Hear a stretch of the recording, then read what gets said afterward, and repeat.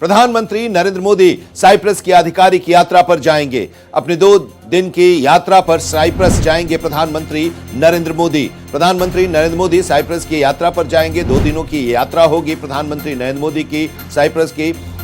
15 और 16 जून को PM Narendra Modi Cyprus जाएंगे। राष्ट्रपति निकोस क्रिस्टोडोलाइट्स के निमंत्रण पर साइप्रस जाएंगे प्रधानमंत्री मोदी।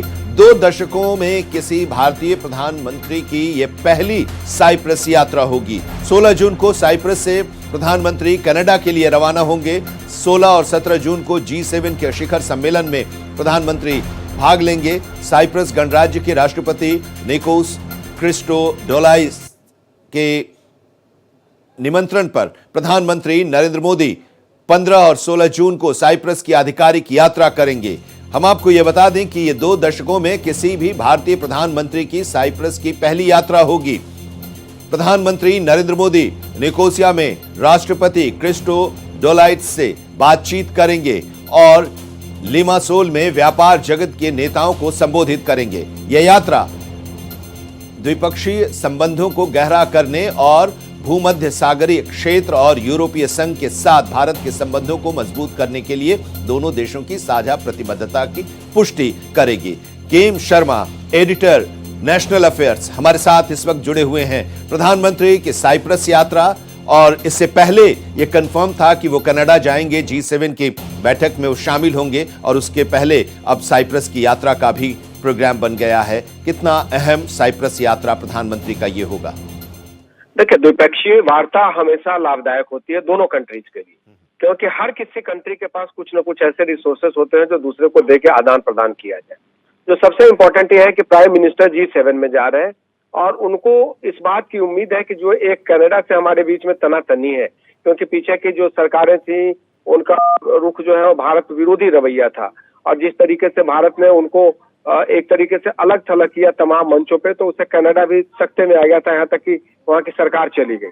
तो Britain, Canada, France, Germany, Italy, Japan और यूनाइटेड स्टेट जो इसके G7 के मेंबर है, ये सारे प्रोमिनेंट मेंबर हैं। और इसमें जो मिडिल ईस्ट में एक तरीके से इनस्टेबिलिटी है, ऑयल प्राइसेस जो है सर्ज हो रहे हैं, साथ साथ आतंकवाद हमेशा इशू होगा। उसके बाद जो सबसे ज्यादा दिक्कत ये है कि मिडिल ईस्ट की समस्या को लेकर पूरा विश्व परेशान, एक तरीके से तबाही का मंजर है वहाँ।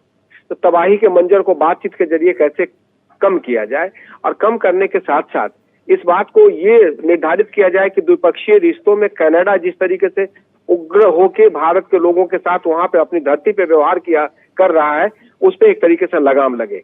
तो प्रधानमंत्री को कनाडा ने, जॉन कार्नी ने सोच समझ के बुलाया है, क्योंकि उनको ये मालूम है कि जब प्रधानमंत्री नरेंद्र मोदी वहां पे जाएंगे तो भारतीय मूल के लोगों की जो वहां पे दुर्गति है उसके बारे में जरूर सवाल उठाया जाएगा, क्योंकि हमारी 30% आबादी इंडियन मूल की है और उनके इकोनॉमी का 17% जो है वो हमसे गवर्न होता है। हमारे वर्कर्स की अगर हम बात कर ले तो उनके 42% इकोनॉमी को हम गवर्न करते हैं। तो ऐसे में भारत का वहां पे जाना और G7 के प्रतिनिधियों से मुलाकात करने के साथ साथ ये बात करना कि कनाडा भारत के संबंध सुधरे, और मिडिल ईस्ट में जो इंसर्जेंसी है, जो इनस्टेबिलिटी है, उसको कैसे स्टेबल किया जाए, उस पर बात।